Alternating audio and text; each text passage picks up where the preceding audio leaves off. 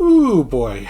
I've realized I've made some bad mistakes, and before I submit my project to the scrutiny of the official World of Warcraft forums, I think I should do what I can to correct them. There's about 3 different major issues that I think I need to address.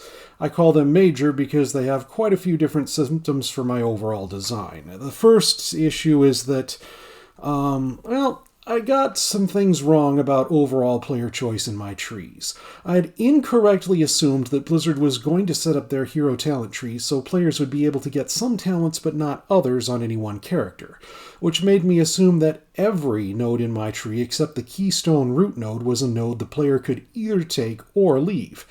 In other words, I assumed the trees were inherently filled to the brim with player choice. In reality, players are going to get every node in those trees, and the only real player choice in the whole thing is where there are pick one of 2 talent nodes. My incorrect assumption made me do some things that in retrospect were pretty boneheaded. The Radiant Bolt spell might not do that much for a Holy Paladin who specializes in instant cast spells, for one example. Then again, maybe it would, since Radiant Bolt can become instant cast and can consume Infusion of Light. I'll see what players tell me once I put it on the forums, but where I was going with this was that I probably should have had Radiant Bolt be one of 2 options the player could pick between, the other being something instant cast. Solar Shock is the one I plan to have, which replaces Holy Shock for Holy and Blade of Justice for Retribution, and provides the best of both of these abilities, but I plan to talk more about that later. Anyhow, that means I'm going to be having 3 upgrade abilities per tree at least instead of 2. One of them will be in a pick one of 2 talent node, and the other will have a pick one of 2 talent node after it, determining more about how it's going to function. This will mean more potential new active abilities to choose from, albeit each ability except the capstone will be replacing something that already exists on your spell bar so as to combat spell bar bloat and rotation bloat. Also, my incorrect assumption that each node was something a player could either get or forego made me add 1 talent in each of my trees that was intended to help with off-specking. Anshay's Favor helps Holy Heralds off DPS and Retribution Heralds off heal. Heavenly Strength helps Retribution Templars off tank and Protection Templars off DPS. And Devoted Protector helps Protection Lightsmiths off heal and helps Holy Lightsmiths off tank.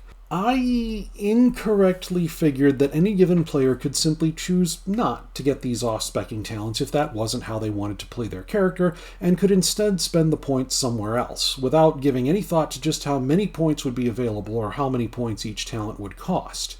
At the end of Iteration 1, I'd had some idea that I'd make some talent nodes cost 2 points, and figure out the numerical details as part of Iteration 2. But now, at the start of Iteration 2, I've noticed the benefits of a system where players get all the nodes filled in and have changed my plans.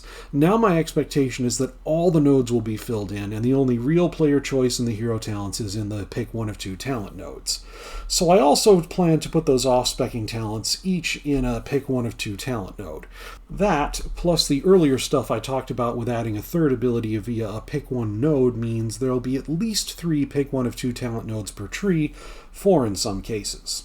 All of that, overall player choice and my misunderstandings about it, was the first of 2 major issues that I'm aware of as of the time I'm writing this.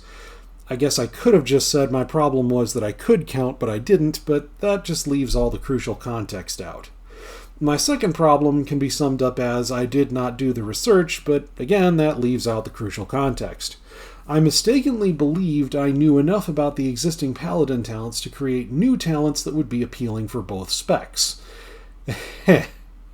Lightsmith was hit the hardest. The perks that Light of the Protector was intended to have over Word of Glory was healing the target for more based on missing health, but Hand of the Protector already has that. And when I finally buckled down to spend a few hours painstakingly marking down which existing talents buffed which abilities, which in retrospect is something I really should have done before I began Iteration 1, but when I did, I discovered that another perk that Light of the Protector was supposed to have, the heal over time that Eternal Glory was going to be, also was already in one of Protection's existing talents as Light of the Titans.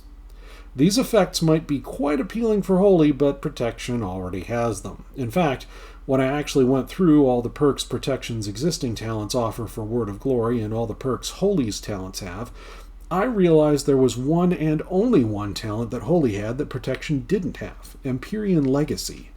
So my tentative plan is to have Eternal Flame as the new upgrade ability in Lightsmith, and for Holy it's a heal over time, and for Protection it has Empyrean Legacy attached to it, meaning Judgment causes your next Eternal Flame to also cast an Empowered Shield of the Righteous. In other words, I'm planning to deliberately set up these upgrade abilities so they create a way to acquire one tree's perks and benefits for someone who picked a different tree.